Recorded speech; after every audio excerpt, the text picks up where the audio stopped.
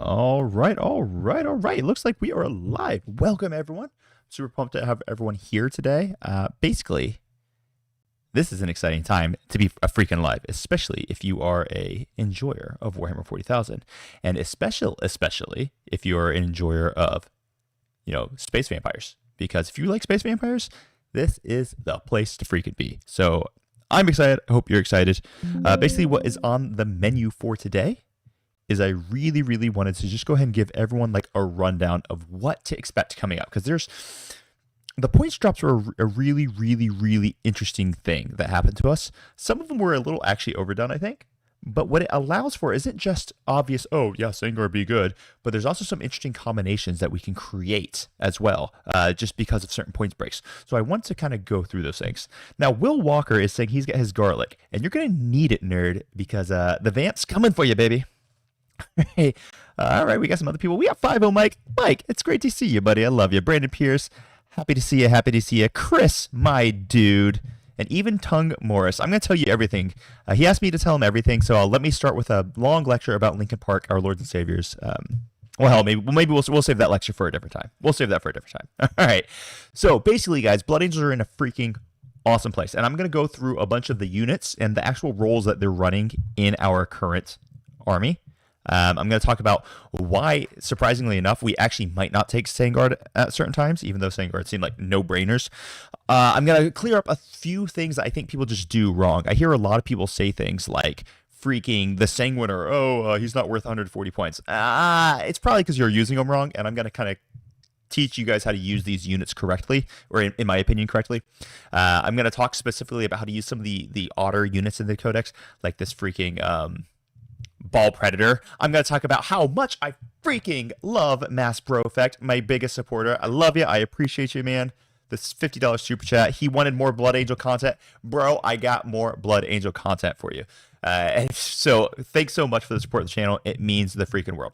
So then lastly, what I really want to talk on, I'm going to talk about some like the threats in the meta that we're actually going to have to handle as Blood Angels, and then I'm going to give you guys some lists. I'm going to talk about a few different list archetypes. I'm going to talk about like maybe we'll actually build some lists together. And if you guys have questions, throw them in. I'll try to answer them all as I can. If they're a bright color like Mass Brofek sent, I'll for sure read them. But I read all of them, so super chats are appreciated, but it's never required. I just love it. I'm glad that you guys want to learn more about Warhammer, and I'm here to freaking help people. L. Christopherson says he's a diehard Chaos fan, but Astaroth is so cool. Bro, Astaroth is the coolest model. Like, just straight up, it's the coolest model. Unfortunately, yeah, well, we'll leave that for another place. All right, so let's talk about where the meta is currently, all right? I am pretty highly convinced that Blood Angels is going to be at minimum top 5, probably cracking top 3 armies in the game right now, which is really cool. One of the super nice things about that is that they're also really not overpowered. They're maybe slightly too cheap. Like, the fact that Dante and Mephiston went down was pretty dumb. Like, those guys didn't need to go down. Sanguinary Guard did need to go down. The 3-man doesn't need to be 110. It needs to be 120. But anyway, Blood Angels are at a really good place, and I think we have an answer to pretty much everything in the meta. There's a few things that we will struggle against, and I'm going to talk about how we might be able to really handle those things. So let's just jump freaking right into it. Yeah, let's just freaking hammer this bad boy. All right, so basically, let's start with the detachments, okay? What happens to Liberator Assault Group armies? Whatever you were running, basically, you get an extra 70 to 90 points. So just you could be as simple as saying, hey, I'm running what I'm running, and now I get an extra unit of scouts or an extra JPI. If you were running My Bloody Road, which is like the 7 tank spam, well, in all reality, you can probably just add in an extra freaking JPI and be super excited. If you were running the standard, 2 Vindicators, and you were running the Fight First brick of Later Guard Veterans, here's an interesting idea, because you probably gain somewhere between 70 and 90 points.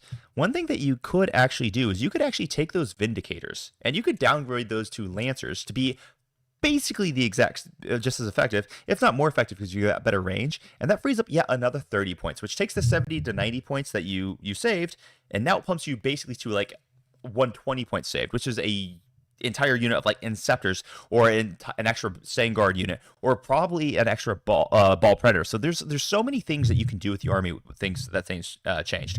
Now, your Angelic Inheritors players, if you guys are one of these Angelic Inheritor players, you actually might have gotten like straight up 2 extra units, which is bonkers to me. Let me know if you're an Angelic Inheritors players, how many points your list went down. Like, what I can't imagine. Was it 70 points? Was it 90 points? Like, let me know if you're one of the AI players out there. Also, tonight's beer is Guinness. So, cheers. Mad respect. Love y'all. Oh, God, that's awesome. Angelic Host. Now, Angelic Host, this is one of the armies that I'm actually really interested in. I think it's actually very close to Angelic Host is playable. And I'm going to talk a little bit more when we get to some of the units that we're going to be going over. And that'll be really, really fascinating because Angelic Host is really, really close. Eldon Lean said he saved 75. That's pretty darn good. Tung Morris, your list went down by 105 points. Dude, that's nonsense. You gained 105 points for the points cuts. Dude, that's absolutely bonkers. But yeah, so with Angelic Host, just because Angelic Host is so reliant on Sanguinary Guard, because you got the stratagem for the 4 rerolls to hit, 4 rerolls to wound, but you don't really have ways to like buff your damage. Like Angelic Host might actually have play, and it does have one of the strongest enhancements in the game, which I think I'll talk about in like a slide or two here. And then sadly, Lost Brethren still blows donkey balls. It's so bad. It's so bad. Like, I don't know how to fix it. I think here's how I would fix Lost Brethren. And let me know if you guys like agree with this idea or if you think there's some rationale behind it. I think Lost Brethren, just their rules they should start with reroll wound rolls of 1.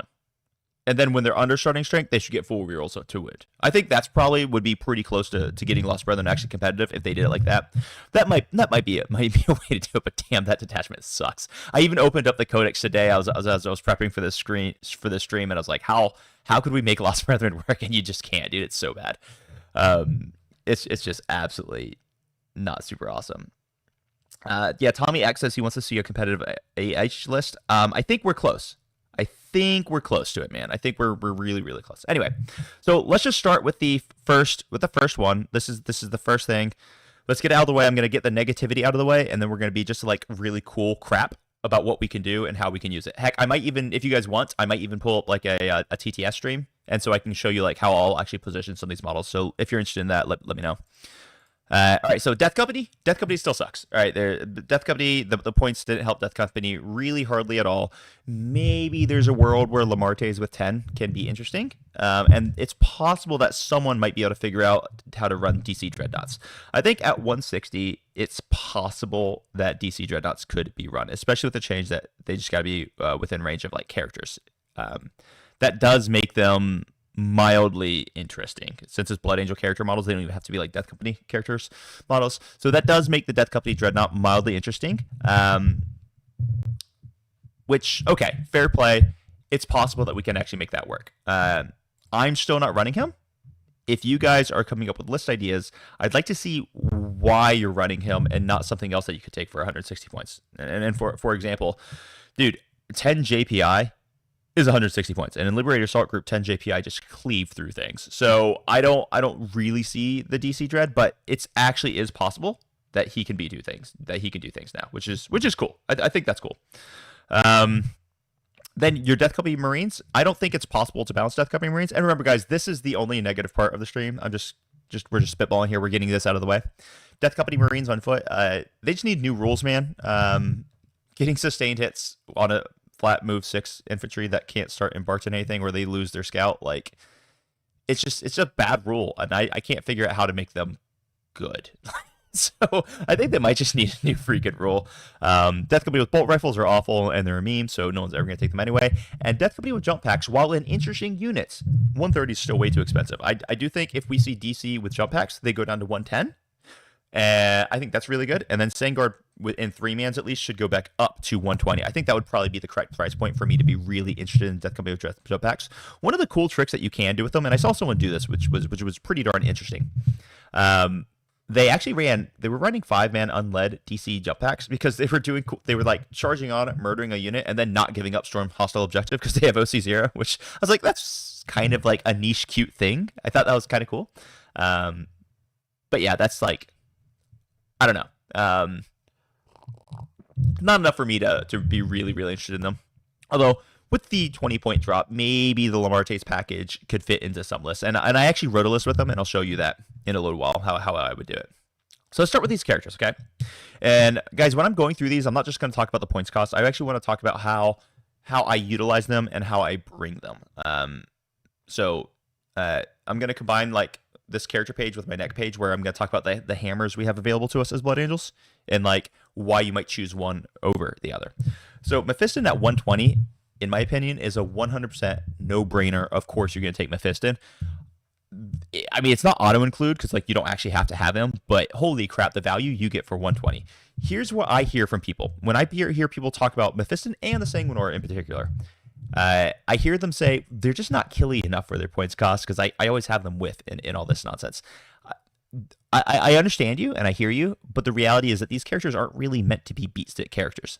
I know when you look at their profile, oh, they're fight first, strength 9, AP 3, or it can go up to like strength 11. They feel like they should be beat stick characters, but they're not. So I think if you're struggling to use them and you can't figure out why people like them, because you're like they always whiff when they go into things, it's because they're not supposed, in my opinion, to be used as actually a beat stick character. The way I use Mephiston is I take his 12-inch low-knot butt and I stick him as far to my side of the deployment zone while still on an objective in no man's land as possible. And I say, cool, anything that gets within, you can't charge him with any skirmishing unit. So like you can't charge him with a unit of Storm Boys because he'll fight first and murder them. And if you want to shoot him to death, he's so damn tough because he's a 2-up armor save, T5 with a 4-up Fiona Pain and a 5-up invulnerable save. And if you have him in cover, oh my gosh, he's a 2-up armor save in cover. It's just nonsense. So he's so tough that the only thing you can actually put within 12 inches to kill him with is something that is way higher points costed than him. So we're talking like a Vindicator, a Lehman Russ. We're talking like maybe a Forge Fiend. These are the things that you actually need to get within 12 inches of him to kill him.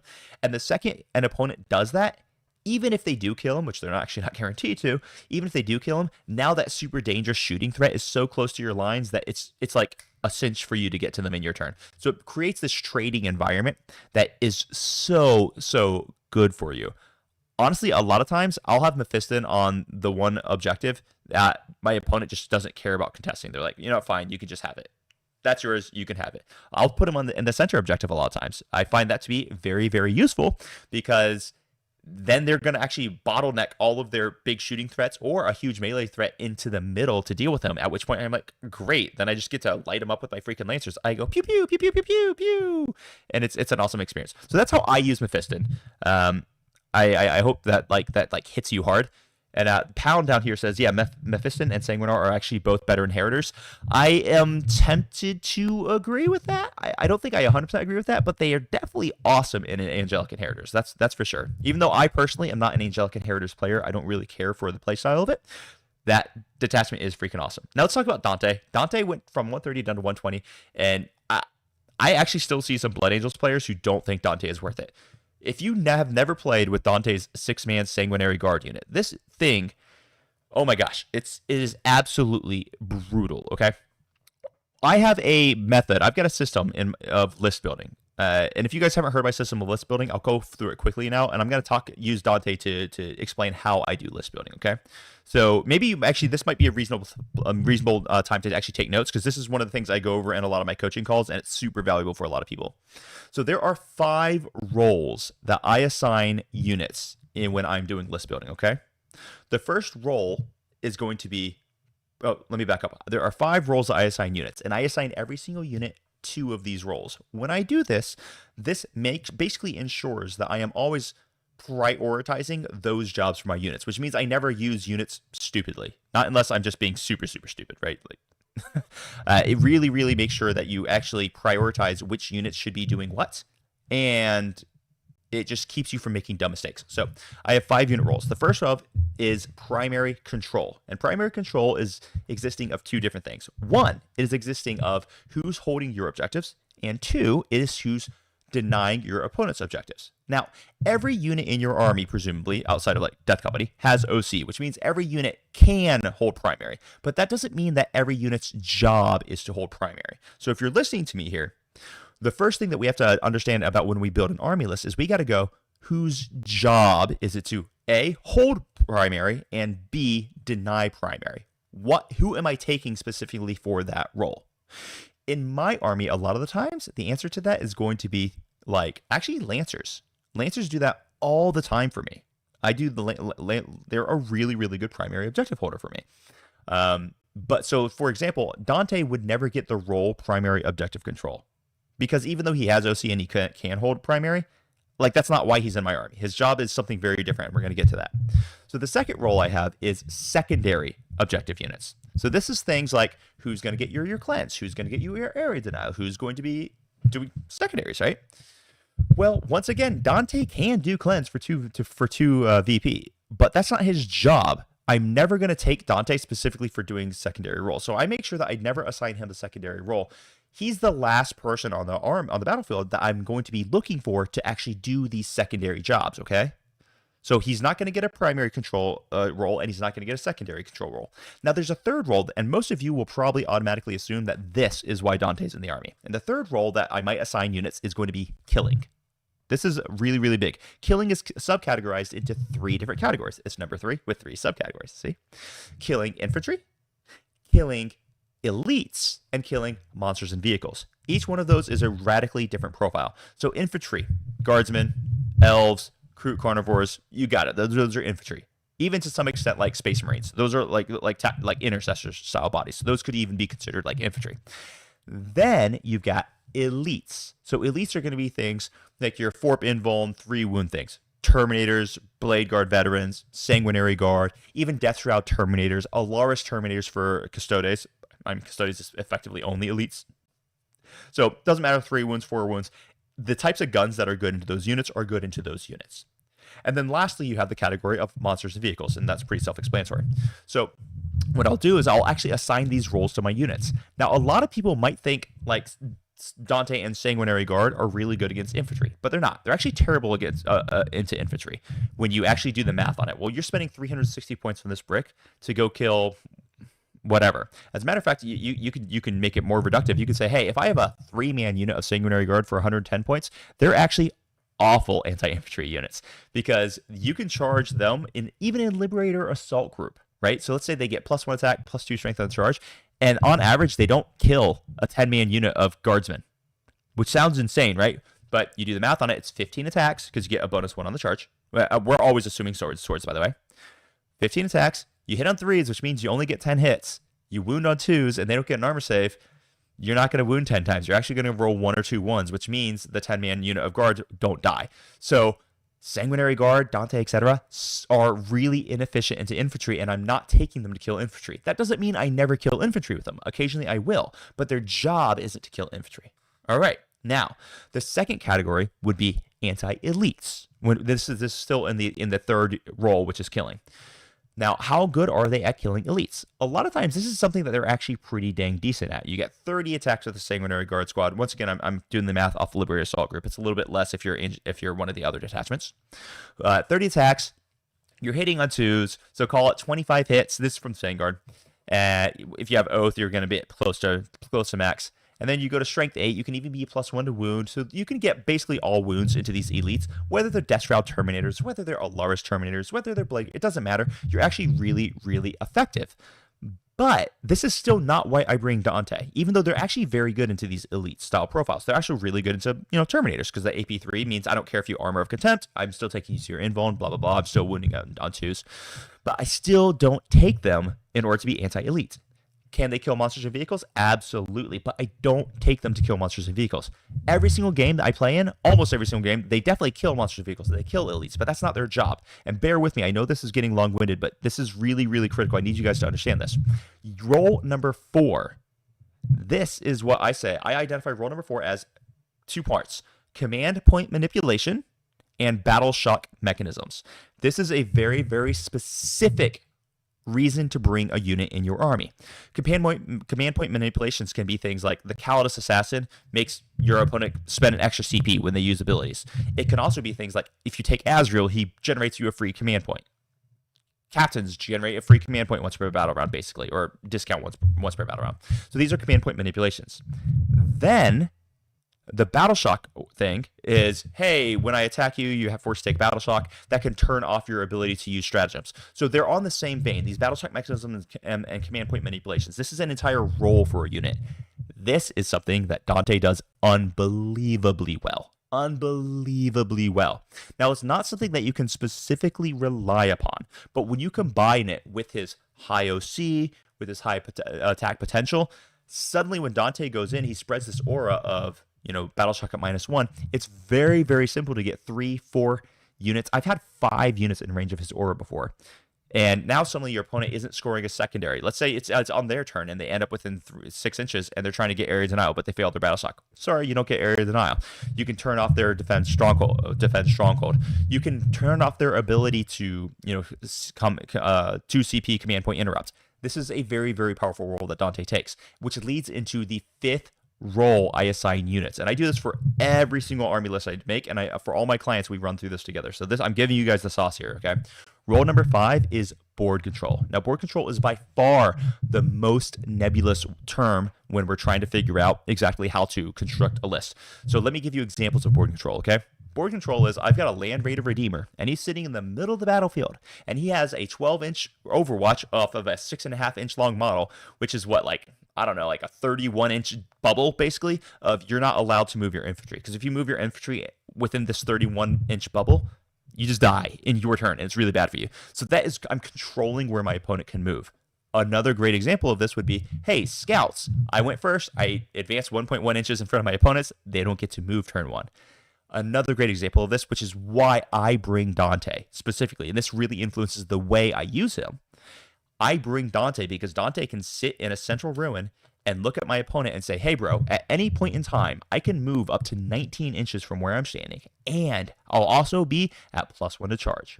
What this does is it tells my opponent that there is nowhere he can stage or move his models anywhere on the battlefield. That is an unbelievable powerful ability. And many times I'll choose to not send Dante into combat specifically because while I still have him in that central ruin, my opponent cannot move safely anywhere on the board. And that completely changes your opponent's game plan. It completely changes where your opponent's allowed to move and what they're allowed to score with. So that is the role I assign Dante, is actually board control. So I hope you guys enjoyed that. Just to recap it real quick, there's 5 roles. You've got primary control, which is holding your primary and denying your opponent's primary. You've got secondary control. You've got killing, which is subdivided into 3 categories: anti-infantry, anti-elite, and anti-monsters vehicles. Then you've got command point manipulation / Battleshock mechanisms. And then the last role for bringing a unit in an army is board control specifically. Okay, so these are the 5 roles. I always assign 2 roles to each unit. I don't worry about what my units can do. I only worry about what my units are there specifically to do, right? So I know Dante can go kill a unit as a guardsman, but I'm never going to have him go kill a unit of guardsmen unless it's like a very crazy scenario. All right. Then, Sanguinor. Sanguinor is freaking awesome. I'm going to get in depth with him a little bit later, but Sanguinor's job is not to just charge in and cause mayhem, although he can occasionally do that. Astaroth at 95, man, he's so close. He's so close, but it's the Death Company. It's the Death Company Marines that are holding him back. They're just still a little too expensive, but he's close. He's close. Now, these are some ones that I actually found really, really valuable for us.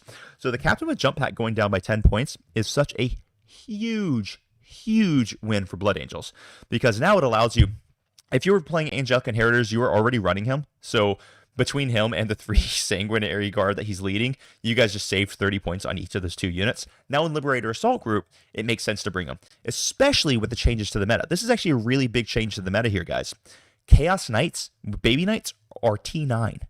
What this means is that when you have a captain with 3 Sangard, all the Sangard are automatically wounding those Baby Knights on 4s, and the captain with his Power Fist is now wounding Baby Knights on 3s. That is such a big change. That's such a big change. It means that the Sanguinary Guard effectively just get +1 to wound against carnivores, or I assume this is going to apply to armigers as well. It basically makes this 185-point unit very threatening to almost all threats, and that is very cool. It also means against like Lehman Russes, the captain's now wounding them on 4s, which was true previously, but it's also 30 points less now. So it's such a big dang deal. So I love the captain with 3 Sangard in Liberated Assault Group now. If you were playing Angelic Inheritors, you were already running this. But if you're playing Liberated Assault Group, you probably were not. It was not very good at its previous cost. Now it's incredible. Which also makes me think that, dude, is there a place where I just put like Rage Fueled Warrior on my captain leading the Sanguinor Guard? There's a world where I might do that. Then the chaplain, especially in Liberated Assault Group, very, very big deal. He's 60 points, but you're always going to spend the fight first on him to take him to 85. There's an argument where you actually put that on a captain with jump pack, and I'll explain that on the next slide. And a lieutenant with combat weapon, 70 points or 95 points, especially in Angelic Inheritors, where you give them the resurrection strat. So these are the big characters that have big influences in our games. There's other characters you could take, but these are the ones that have big influences in our game. So I want you guys keeping an eye on these. All right, now let's talk about the hammers in our armies, and we're going to talk especially like why you would bring one over the other. So Dante plus 6 Sanguinary Guard. I just went on a huge in-depth detail on how I run that squad. They have some of the best board control in the entire freaking guard in game. It's unbelievable, the board control. His Battleshock mechanisms are critically powerful. If you guys have never figured out how to see his Battleshock mechanisms in action, go check out the live stream I did this weekend where I played against Shetil, who's my administrator in my Discord for the Imperial Guard matchup. Dante and Mephiston's abilities popping off at the same time, oh my god, it was just brutal. It took a game that I was going to definitely lose to a game that I won with a very convincing lead. It was absolutely crazy to watch it happen. It's just amazing how strong his abilities are. Then you take, this is a really interesting one. A Chaplain plus 6 Blade Guard Veterans and the Impulsor, that's going to be 245 points. And an extra 80 points takes you to 325 points for this package. Now, with the discounted cost, and if we look down at the captain with 6 Sangard, that's 315. If you give him fights first, he goes to 340. So what's really, really happening? Oh, Shetil, I'm sorry, you're not a mod here. How do I make you a mod? Let me see. Let me see if I can make you a mod real quick. Let me just do this. All right, here we go. Add as moderator. Boom. All right, Shetil, you did it, bro. You're a moderator. It's done. Everybody applaud Shetil. Give him a round of applause. Here we go. Shetil, you're now a moderator. We love you. We love you. All right. He made it, guys. He made it. Anyway, so this is a big discussion, I think, especially if you're a Liberator Assault Group player. This is a really, really big decision. Are you going to run the Fight First brick with the Blade Guard Vets, or are you going to run the Fight First brick with a Sangard and a Captain? Because they're effectively the same cost now, whereas previously it was way more expensive to run the Sanguinary Guard, at minimum 30 points more expensive, right? Well, heck, no, 60. Yeah, 30 points more expensive. That's a big deal, but now they're very, very similar in cost. So the question is, do I want to take the Impulsor, which basically gets me an extra unit, and it gives me an activation lock where my opponent kills the Impulsor, then they have to charge the guys in. The Blade Guard Veterans fight first, murder whatever, charges them. Or do I want a captain who gives me the free rapid ingress? I can then heroic in with the Sanguinary Guard and then fight first. It's really, really interesting which one is actually better. I don't know the actual answer. I am tempted to think that the Blade Guard Veterans have the slight edge just because they come innately in with that +1 to wound. This makes a really, really big difference because then I can spend my Lance stratagem on another unit. So I can have 2 different units that are +1 to wound. But the Sanguinary Guard, doing that heroic, fighting, wrecking, and then in the next turn, they can just do their fallback and charge somewhere. They're so much faster than the Blade Guard Veterans. I think this is a big decision, and I don't think you're wrong with whichever choice you take. I think your Blade Guard Veterans do slightly more damage, but the increased mobility and freedom of the Sanguinary Guard is something not to be ignored. So a captain with 6 Sanguinary Guard or the Blade Guard Vets with their Impulsor and Fight First Chaplain. Then we got the Lamartes with 10 Death Company. The problem is at 330, he's just not as valuable as a Fight First Captain with 6 Sangard, and he's not as valuable as a unit of 6 Blade Guard Veterans with a Chaplain inside an Impulsor. That's why I still don't see Lamartes, but I did put him in a list, and I don't hate him. I just can't quite get around to it. We got a super chat from Mr. DK Knifeworks. Cheers, love your work. Bro, I love your work, and I'm giving you a little heart here. Giving you a little heart there. Now, Ollie has a question. He says, what about both if you have a Judicature with your blades? Now, real talk, bro, that is a very real option. I don't hate that because that can make some really, really interesting builds. The thing you're still missing, though, is that innate +1 to wound, which was a very, very powerful the innate +1 to wound is a very, very big deal. But if you wanted to take the fights first on the Sandguard, you could, of course, take a Justiciar leading some Blade Guard vets. I still probably don't think I would do it. I think if I don't take the Chaplain with the Blade Guard veterans, that's when I'm going to replace them with an Impulsor full of the Rage-Fueled Captain leading Assault Intercessors. It's going to end up being a little bit cheaper, and it's going to hit very, very hard still. And then you're still going to have the fights first in terms of both your Sanguinor and the big Sanguinary Guard unit. So I think that's probably the way I would run. And I have a GT coming up this weekend that I need to figure out what I'm going to run. So, but yeah, that's so like basically if you guys are reading the chat right now, what Mass Bro Effect is saying is very true. Blade Guard are better but more difficult to use for the average player. Maybe that's true. And then Elden Lean said the Blade Guard vets are so convenient and there's no need for Oath since they're innate rerolls. That's the point, right? They don't take up other resources where the Sanguinary Guard unit can take up other resources. It's just how much do you value that mobility of the Sanguard? I need more beer. I'm coughing. Jeez. Yeah, so those are the options as far as I see it. But if I were to take the Fight First Captain, I would probably be running the Rage-Fueled Captain with the Intercessors, because that's 185 points or 265 points with the Impulsor. Now, that is not a very survivable unit, but that unit will go out and murder anything in the game. Like 100% murder anything in the game. And that's a very, very big deal. Yeah, so that's the way I see those. Now, let's go to my next slide here. I want to talk about some of our skirmishers, because I feel like a lot of people aren't utilizing our full range of skirmishers here. First off, Mephiston is an amazing skirmisher. We've kind of talked about him already. His ability to fight first, he can't be charged by really anything that costs less than he costs, because he's just going to murk them. Scouts, however, in Blood Angels, Scouts are one of the strongest skirmishers we actually have access to because of the points cost. So let me paint you a picture here. I use my Scouts hyper aggressively in Blood Angels. Let's go back to my roles that I assign units when I'm building list building, okay? Remember, there's 5 roles: primary control, secondary control, killing, which is subdivided into 3 categories. You've got anti-infantry, anti-elites, and anti-monster vehicle. Then the other 2 categories is going to be Battleshock and command point manipulations. And then the last one is going to be board control. Scouts in most Space Marine armies are going to be board control, because they do that infiltrate, they do the scout move, they control pre-game movements, they can move block really well, and they're also there for secondaries. When I play Blood Angels specifically, my Scouts are here for board control, just like I said, because I love to move block with them, I love to stop my opponent's pre-game shenanigans with them. But 2, they're there specifically to kill infantry. My Scouts are amazing anti-infantry in Blood Angels. Like, if you just run the math on it, 4 times 4 is going to get you 16 attacks, and then the guy with the chainswords, you're going to have 21 attacks at strength 6, AP 1. That will murder 2 to 3 units of Eldar, like MSU. I've killed a Rhino with this squad before.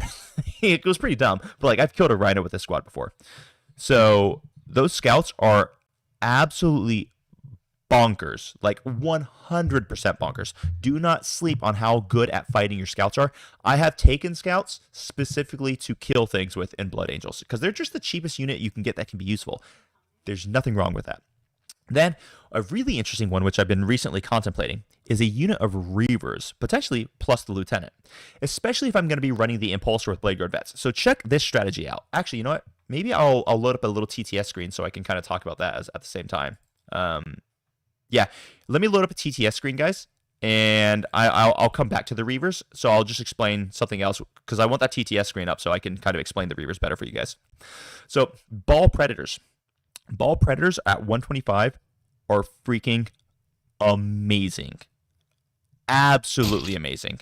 I use my Ball Predators a little bit differently than other people.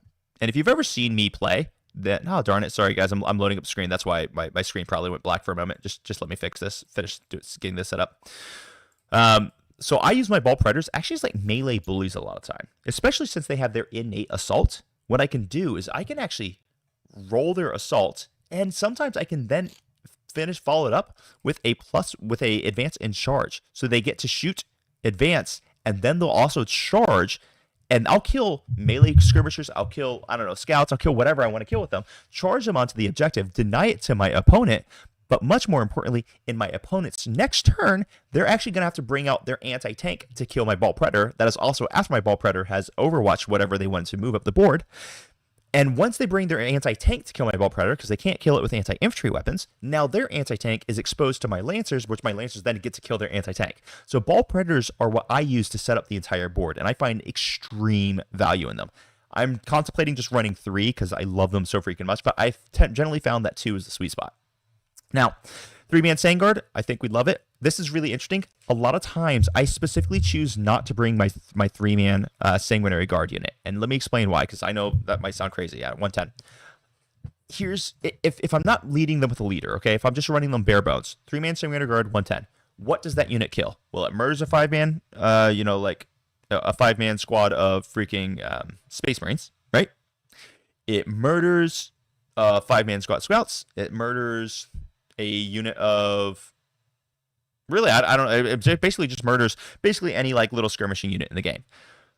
But does it kill elites? Kind of. Like, it'll kill a 3-man squad of Blade Guard vets, but it's not killing a 6-man, and then it's kind of stuck engaged, right? It's not killing a 5-man unit of Terminators. So it definitely doesn't kill elites well. So it's not really an anti-elite unit. And it definitely doesn't kill any monster vehicle, not unless they're led. Well, a 5-man JPI squad at 90 points kills infantry better than Sanguinary Guard do. As a matter of fact, a 5-man unit of Sanguinary Guard, of JPI, I mean, will go out and kill a 10-man squad of Commandos. They'll easily kill a 10-man squad of Guardsmen, whereas the 3-man of Sanguinary Guard won't. So a JPI are 20 points cheaper than Sanguinary Guard, but they're actually better at killing infantry. And they're about the same at killing elites.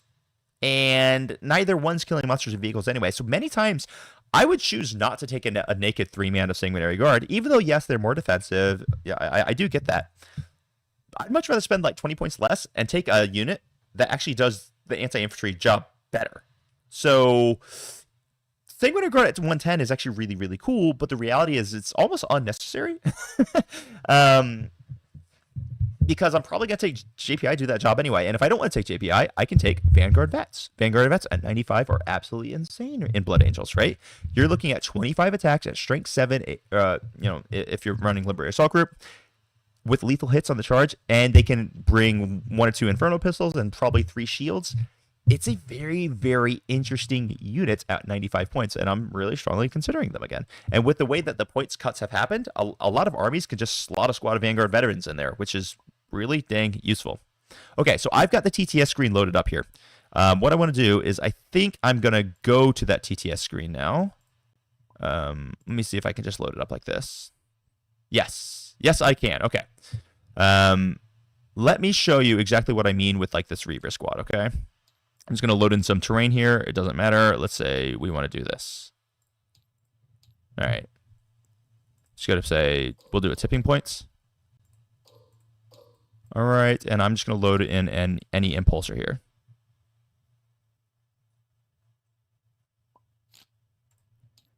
All right. That's probably the wrong one. Here we go. So this is what I like to do with Reavers, okay?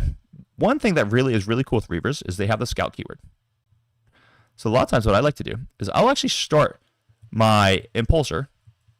Here's my Blade Guard Veterans. I'll deploy my Blade Guard Veterans and my Chaplain here. I'll start my impulsor with my Reavers inside. Turn 1, I'll scout my impulsor up 6 inches. I'll disembark my Reavers. Sorry, I don't have Reavers right here, so pretend these scouts are Reavers. These scouts then get to move 6 inches off of the 3-inch disembark, so it's effectively a free 9-inch movement for them. And remember, we're pretending these are Reavers. These guys then get to jump in the impulsor, and then the impulsor can go wherever it wants to go. So you effectively give your impulsor a free 18-inch move turn 1. Now in the center, especially if I'm using a lieutenant to lead them, let's pretend this guy's a lieutenant,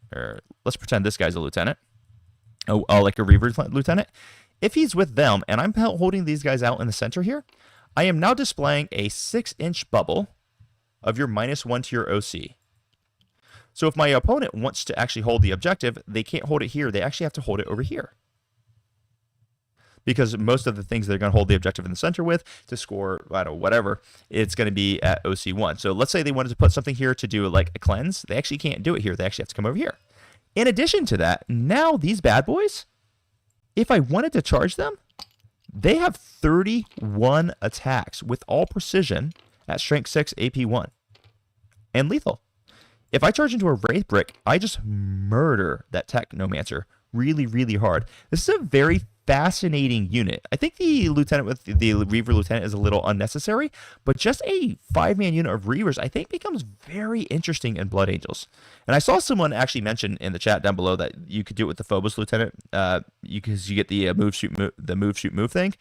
But the problem with that is they changed the Phobos Lieutenant, so you can't charge after the shoot and scoot anymore.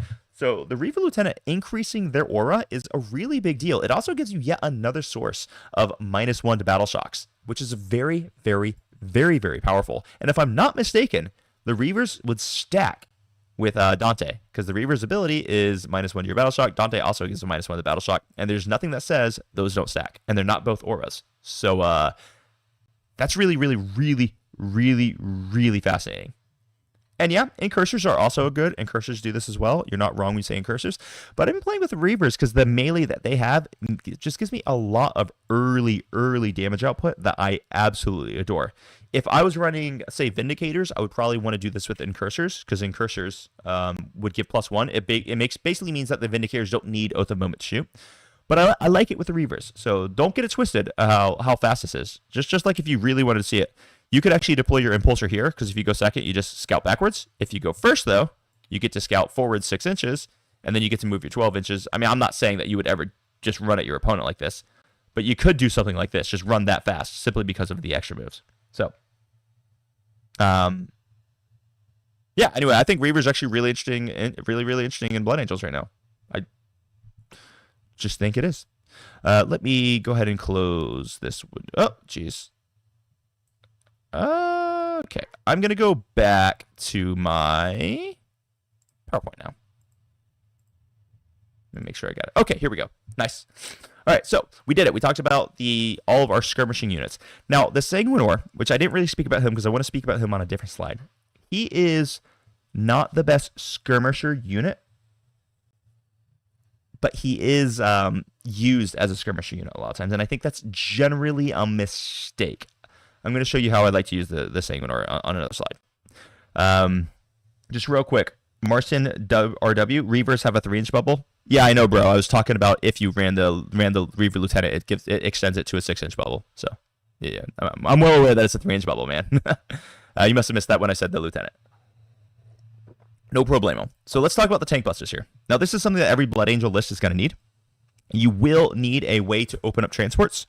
You will need a way to deal with a Forge Fiend or to deal with an Excrin. And as far as I'm concerned, there's really 3 things that we can do to deal with this effectively. And we can do Vindicators, we can do Ballistas, we can do Lancers. And there's benefits for all of them. Now, I see very, very often people think Vindicators are amazing, and I don't think you're wrong. I do have an issue with Vindicators, because me as a Blood Angels player, my entire army is basically close range melee, and the things I hate are going to be things like Ion Hammerheads. The things I hate are going to be things like Forge Fiends. The things I hate are going to be things like Exocrines. These things that are just going to sit back and blast me as I'm crossing the Rubicon. Vindicators do not help with that. Doesn't mean Vindicators are bad. Vindicators are good. But they don't help with that because they have to get within 24 inches to shoot. And I know if you're playing Liberator Assault Group, if you're playing Angelic Host, if you're playing... yeah, one of those two. Actually, Angelic Host, it doesn't work. It only works in Liberator Assault Group. You can get advanced and shoot, and that kind of helps. But with a 9-inch move and 24 inches, a Vindicator doesn't stop those things that are big problems for Blood Angels a lot of times.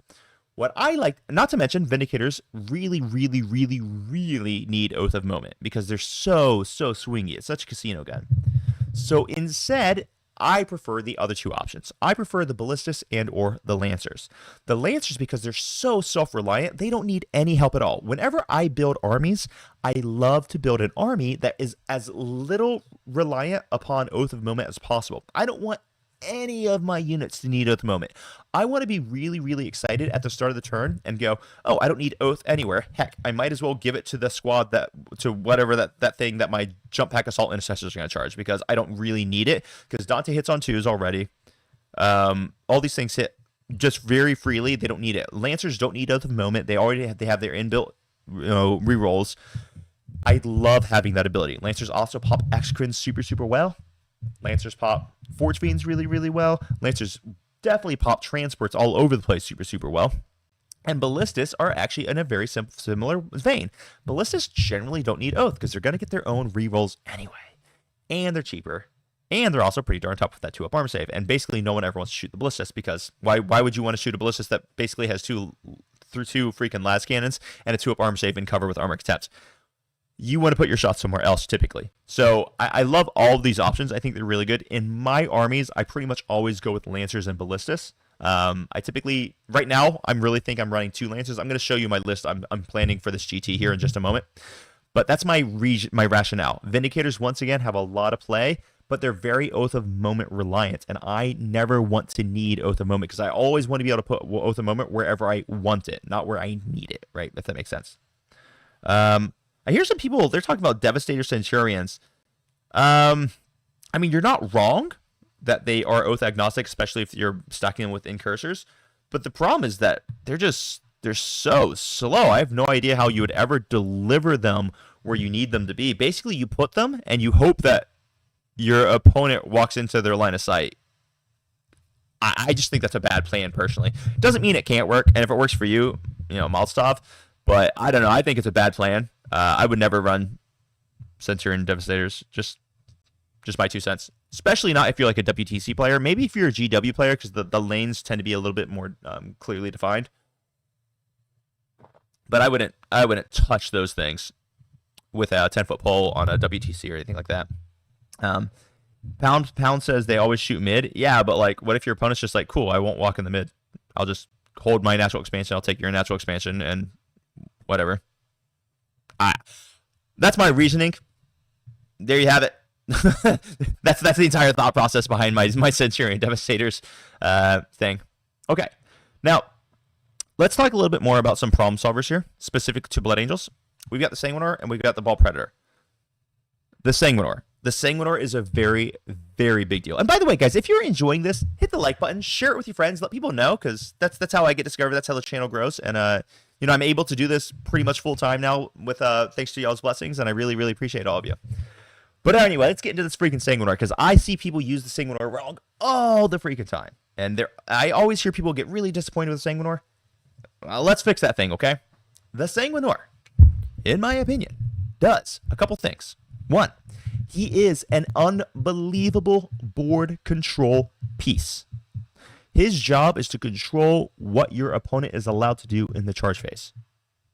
There are many times where I've lined up against my opponent, and my opponent has looked at me and just said, damn, I don't think I can charge you this turn. And I said, no, you really can't. Because what's going to happen is if you charge into my Blade Guard veterans, they're going to fight first and they're going to murder you. Or if you charge into my Lancer, well, my Blade Guard veterans are really close. They're going to heroic into you and they're going to fight first and they're going to murder you.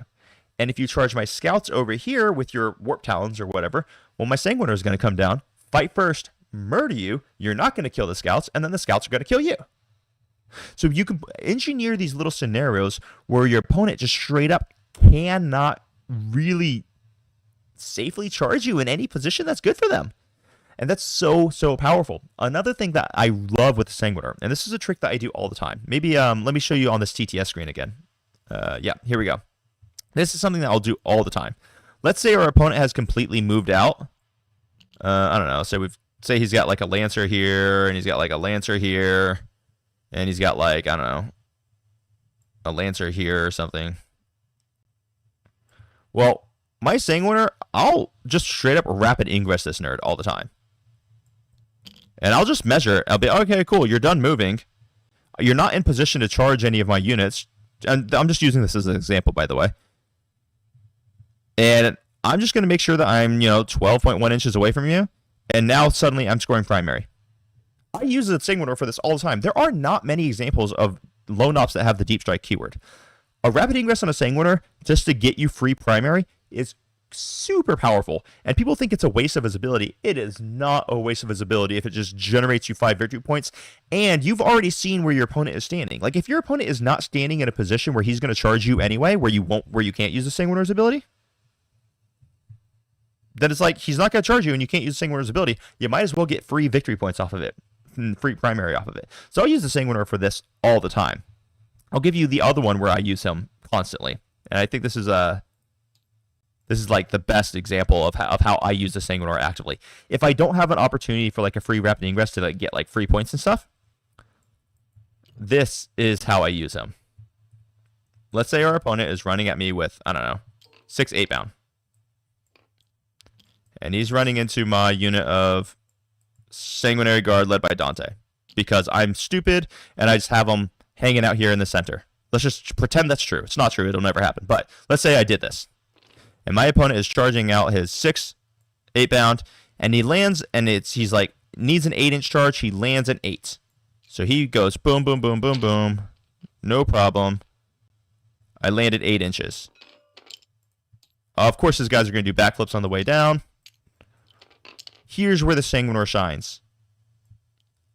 Sanguinor comes down to be right here. Because now, every enemy model in the enemy unit has to pile into the closest enemy model. This is everything about using the Sanguinor. This is one of my strongest skills as a player, and I really want you guys to tune in here, okay? This guy's 0.7 away from the Sanguinor. He's 1.9 from Dante. If he wants to pile in, he has to base the Sanguinor, which means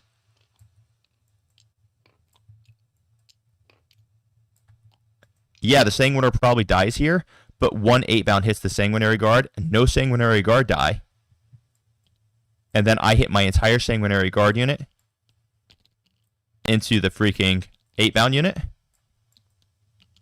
Murder the entire 8-bound unit in the 8-bound player's turn, even though they also probably killed the Sanguinor. Consolidate Dante 3 inches closer to the battlefield. And then in my turn, Dante doesn't even need to advance a charge wherever he wants to go. And I didn't lose a single Sanguinary Guard. The Sanguinor's job is to sacrifice himself to screw your opponent's pile-ins up. If you use him like that, you will love him forever, and you will never consider bringing a list without him. It is so unbelievably powerful when you put it in your brain that the Sanguinor's job is to screw up combat movement, not necessarily to kill enemy models. It's great that he kills enemy models. Your opponent's going to be scared of him killing enemy models, but that's not what he's there for. He's there to completely ruin your opponent's board control. It's unbelievable how effective he is at this. So, guys, when you're bringing the Sanguinor, and I highly recommend you do, look for a couple things. I'm just going to, do this one more time for you real quick. If he's giving you an opportunity to get that rapid ingress where you just get free victory points, freaking take it. It's free victory points is awesome. I love it. If he's not giving you that opportunity because he's setting up for a charge, get ready to absolutely annihilate his charge. Because right now, if this is the charge the guy made, every single one of these 8-bound is going to end up in combat with Dante's unit, and they're going to fight first, and they're probably going to kill a lot of the Sanguinary Guard. But if I come down right here, obviously, maybe he doesn't actually leave you a hole, but I'm just using this for demonstration purposes. Now, Dante is completely safe because all these guys have to base the Sanguinor. Your opponent doesn't have a choice, which means only one guy gets to hit Dante. These are the 2 ways that I run him. It's insane. It's insane. Don't worry about the Sanguinor killing things. Worry about him screwing your opponent's movement up, and you guys are going to be so blessed, and you're going to have so much fun watching the agony in your opponent's eyes. And trust me, there's some agony. Oh, man, it is absolutely, absolutely brutal. Okay, now let's get into another step of it, guys. So if you like that, let me know in the chat, because I tend to use models a little bit differently than I hear other people talk about them, but I find it really, really valuable so that you guys can hear. So let me know if you enjoyed that. Once again, all the YouTube things, all the YouTube things. Let's get into some freaking lists here. So I've got a couple lists that I've been building out. This is one of them. If I'm not mistaken, this is a teams list. Yeah, this is a teams list that I've been building. Now, there's a big difference between teams, and so there's a really big difference between teams and singles. One of the main differences in teams, you don't have to be prepared for everything. In singles, you kind of do. So in singles, I highly recommend you guys figure out how to bring a freaking unit of infiltrators. Take the infiltrators. They're I think it was actually Adam. You're here. I think it was Innes, right? Innes is the one who said that Marine players who don't take infiltrators are just getting greedy. I think that's probably true. I think that's probably freaking true. It used to not be, but in today's meta, where everyone and their brother has a 6-inch deep strike, like you're looking at Death Shroud Terminators, you're looking at freaking T-Suns. Tal have a 6-inch deep strike. You've got Blood Angels have a 6-inch deep strike. Not that they'll literally ever use it, but Inceptors still. There are so many 6-inch deep strikes in the game. Grey Knights have 6-inch deep strike and charge. It's just all over the place that I think you have to have infiltrators. Yeah. So this is one of the first lists that I started with, but this is built specifically for teams. So I don't have infiltrators in it, and that's why you don't see it, because I'm just not going to be paired against an army that would have a 6-inch deep strike. So let me walk you through it. I'm going to bring Mephiston for basically exactly why I described to you I was going to be bringing Mephiston. I'm going to bring Dante. He's going to be leading a 6-man unit of Sandguard, because I'm always going to have Dante leading a 6-man unit of Sandguard. Even if you were to run Angelic Inheritors, guys, I think a 6-man unit of Sandguard at the current points cost is still really valuable, because one of the things that that Angelic Inheritors really struggles with is pushing through the one heavy target, and that kind of solves your problem there. The Sanguinor, because of literally what I just said, the Sanguinor is freaking amazing. I'm going to bring one Captain with Jump Pack. We'll give him a Power Fist, Plasma Pistol. One Chaplain with, of course, the speed of the Primarch for that fights first beauty. 2 squads of JPI. A 6-man guard Blade Guard to bodyguard that freaking Chaplain. The 6 Sangard is going to be with Dante. I have a 3-man Sangard with the Captain. 2 Scouts. 2 Ball Predators. 1 Ballistus. 1 Gladiator Lancer. And an Impulsor. This puts you at 2,000 points on the dot. It's a lot of units. So let's count them up. So we've got 1, 2, 3, 4, 5, 6, 7, 8, 9, 10, 11, 12, 13, 14. You got 14 individual units here, and that is very, very effective. It gives you a lot of play into a lot of armies. It's basically truly destructive to something like Chaos Knights. It's very destructive to something like Imperial Knights. It's really, really, really interesting. Yeah. So this is probably close to where I'm leaning towards when I'm going to be going teams. If I'm looking at a individuals list, what I'm going to do is I'm going to drop the infiltrators, because that's going to give us like a pretty critical points. Or I'm sorry, this is this is teams. But if I'm going singles, I'm going to add the infiltrators, because I think you have to add the infiltrators. If you're playing singles, I just think you need it. So let me pick up my other list that I have for you guys here that I made for singles. I think this is it. Blade Guard Vets. So it's going to be actually very similar. I'm just going to have 1 squad of JPI. I add in the infiltrators, only 1 scouts, 2 ball predators, and 2 lancers, and the impulsor. And that's going to be the main difference there. Now I have the infiltrators, so I can do all the screens. So it really helps against things like your Chaos Demons. It helps against your Death Shroud, She-Suns, basically everyone and their brother who has these 6-inch deep strike denials. Or I'm sorry, these 6-inch deep strike charges. And then I actually still have a ton of board control in the form of these 2 ball predators, and I've got the 2 gladiator lancers to pop basic to give me close to overwhelming firepower. It's not exactly overwhelming firepower, but it's close. And if you guys want to see how this army basically functions, I did a live stream this past weekend with my moderator Shetel, and we demonstrated it. I've also got a battle report I filmed where I was playing against Star Shatter Necrons, and I was running a list very similar to this, but I took 2 Ballistas instead of 2 Lancers, and I actually fit Inceptors in there, and I ran it into a Star Shatter list that had double rates. So that's pretty brutal. Pretty darn brutal. You've got basically every tool you need. Like I said, I'll use Ball Predators for this melee pressure as well. It's just super, super good. Now, I built another one where I was playing around with how many... Oh, actually, Jesus, sorry.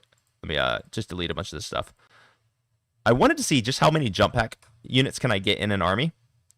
And what I found is that, like, I just don't like it. It's just not good, I think, when you max jump pack units. So, check this. We're going to go Mephisto, Dante, Sanguinor. Of course, we could drop the Sanguinor, but I think you want to keep him. Double Captain with jump packs, Chaplain. 3 units of JPI, Blade Guard Vets, Sanguinary Guard, 6-man, 3-man, 3-man, double Scout, Impulsor, and that's going to leave us actually a lot of room for our Vanguard Veterans. Oh man, sorry, my computer's getting a little buggy here for a second. Let me see how many Vanguard Veterans we can fit in here. See, the problem here, though, is once we start adding in all these Vanguard veterans, now we have no way to open vehicles. Because I see people really excited about these pure Blood Angels like jump pack spam units, armies. But if you do that, all your opponent really has to do is just put like transports next to a wall, and you're kind of screwed. Because you have to be able to open up transports. A little bit of shooting really enables your massive melee. So what I want you guys to consider is that if you get super greedy and you just push pure melee in there, you're going to really, really struggle the second someone knows how to play around that, which is put a transport nearby a wall, maybe have like anything nearby to heroic intervene, put transports butt to butt next to each other. Here, actually, let me kind of demonstrate what I mean by that. If I do this should probably open back up my TTS screen. Yeah. So if someone is like, here, let me do my orcs, for example. Because this is a big problem if you don't take shooting. Here we go. This is something that I do against pure melee armies all the time. And it really hurts their feelings. You should always bring some form of shooting, at minimum just to open up transport. 2 ballistas can be enough to open up transport. But if I do something like this,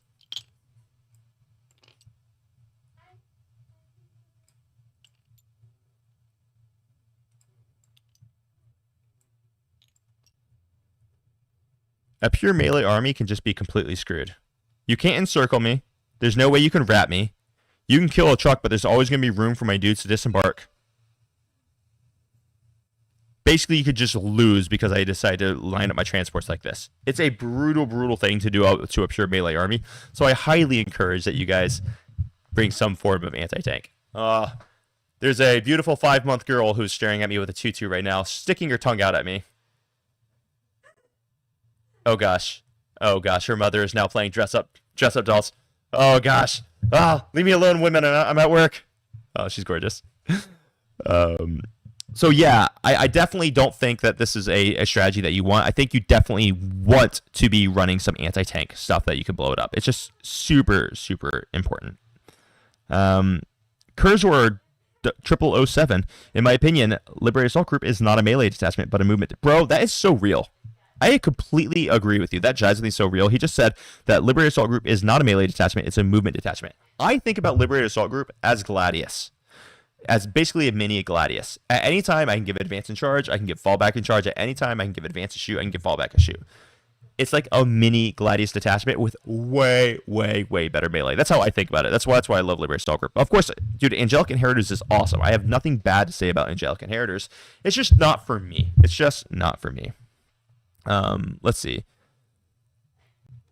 Johnny Pop-Tart, he's trying to figure out how to deal with Deathwing Knights. Well, let's do that. Like this isn't actually that big a struggle. Here, I'm gonna close this TTS off real fast, and because it's slowing my computer down here, and I'm gonna show you how to deal with Deathwing Knights. Let's open this up. I'm gonna open up a new tab here. I'm gonna say Ghost Lords. Now this is, I mean, you could use whatever program you want, right? I'm just gonna use Ghost Lords because it's nice and easy to type in my stats. I'm going to type in the defensive profile of Deathwing Knights. T5. 2 up save. 4 up invulnerable. 4 wounds. That's its save. So how do I deal with the Deathwing Knight squad? Well, it's really simple. You just ask yourself the question. Can 6 Sanguinary Guard kill it? Let's say we've got 30 attacks in Liberated Assault Group. We're going to hit on 3s. We're going to be Strength 8, AP 3. I'm going to say damage 1 simply because Deathwing Knights, are -1 damage. I'm not going to give any buffs. I just want to see how well I do right on the bat. Oh. 6 models with 5 attacks each, not with 30 attacks each. All right, so basically, you're going to kill 1 model with 6 Sanguinary Guard. So it's not really a good plan, right? What happens when we stack some buffs? Let's give ourselves Oath of Moment. And we're going to give ourselves +1 to wound. Okay, now you kill 2.5 Deathwing Knights very reliably. That's not bad. Now, what if we lead them by Dante? So now we're hitting on 2s. Now we're getting pretty close to 3 because we're getting 12 damage through, which should kill 3 Deathwing Knights. Okay. And then when you add Dante into the mix, that kills basically another. So your full blob should be able to take out 4 Deathwing Knights. How else could you deal with it? Well, you shoot Lancers at him. One he kills one model. You throw grenades. Maybe he pops his once per game Feel No Pain. Maybe he doesn't. You do Mortals on the charge. You do a Tank Shock. All of these things really stack up. The big deal when you're trying to deal with something like a Deathwing Knight is you don't try to kill 3 squads of Deathwing Knights in one turn. That's just a bad choice. It's a terrible decision. Don't do it.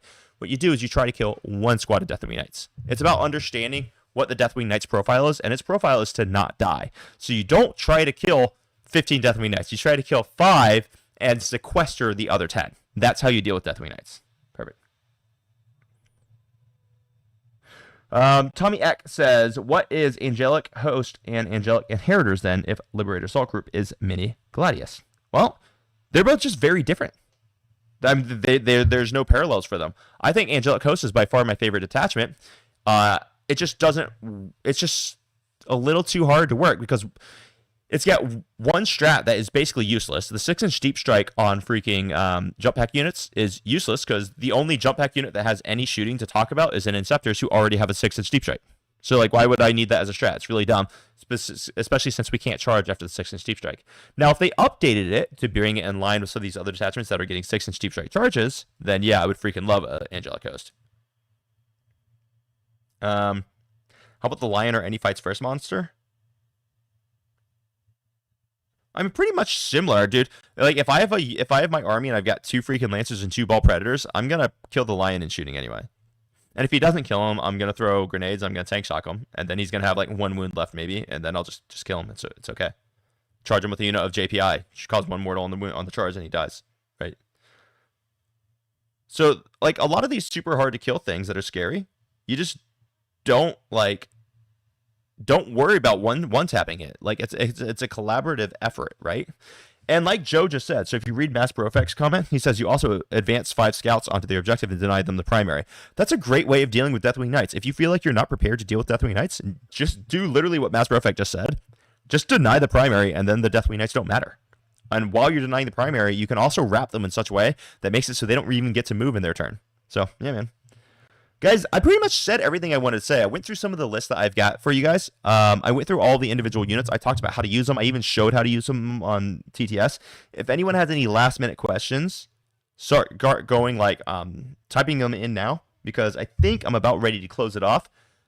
This beer is almost empty. I'm going to need another one. And my 5-month-old was looking pretty cute, so I wanted to go, I don't know, tickle her, pretty much. My wife seems like she's having too much fun. Okay. I'm just going to scroll through the comments here one more time.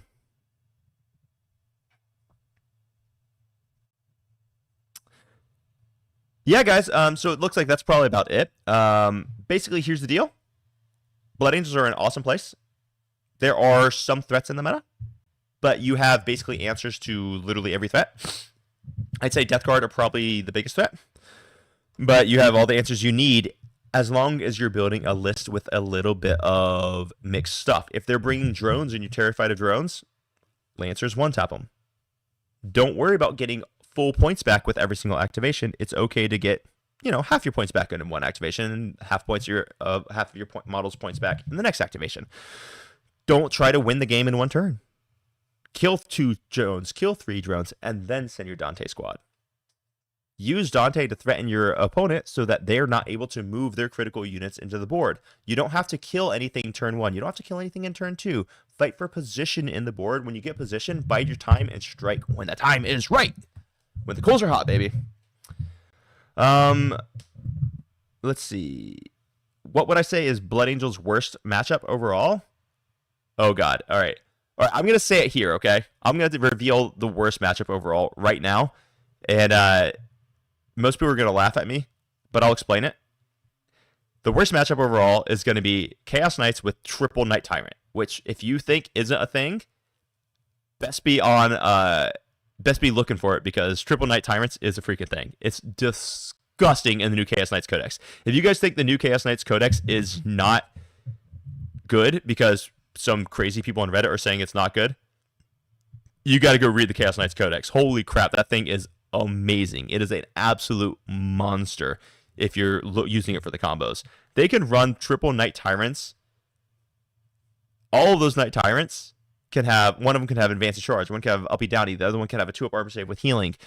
They could all have freaking flamers all over, 3d6 flamers that are damage 2 at strength 8. They can all have freaking harpoons that one tap any freaking vehicle in the game. They're also 28 wounds, and they can be -1 damage, which just basically means Blood Angels lose. So that's very scary. But outside of that, it's probably Death Guard is probably the most scary. But Blood Angels have pretty much good matchups everywhere. So honestly, if you're playing Blood Angels, enjoy the next 3 months, man. It's a good time to be alive. Some of these points will disappear. Don't worry, you won't have this time forever. Cursor 20007. Do Destructors have a place in Liberator Assault Group? Yeah, totally. Yeah, I run, if you look at my Bloody Road, that list that I took to World Championships last year, dude, straight up, you can just take that list and add a unit of JPI, and it's just better now. So, Predator Structures rock. They're awesome. Mass Brofect with a $5 super chat. Once again, you are a beautiful, beautiful soul, and I wanna. Hopefully, we get to meet up one day, and I will buy you a beer, dear sir. When's next teaching stream? Not sure. Maybe 2-3 weeks. I might be able to get one out next week. Might have to wait till I'm in the States on vacation, but it's possible I don't do it when I'm in the States on vacation also. So it's a little bit harder to coordinate those teaching streams when I've got the little girl, because I always feel bad when I make my wife do all the work. But yep. So we'll try to get it out. Promise it'll happen. So guys, I'm gonna close it out. Appreciate all of you. This was great. All of your attention is awesome. Please make sure to share with your friends, because that's how my channel grows. That's how I can do more of this stuff. Because when my wife sees that I pay rent with this, she allows me to do it more often. And it's very exciting. So thank you all for your support, your love. Hopefully I gave you guys some good things to think about in this video. Please use the Sanguinor better. Use those ball predators better. And until next time, crump on. Bye bye.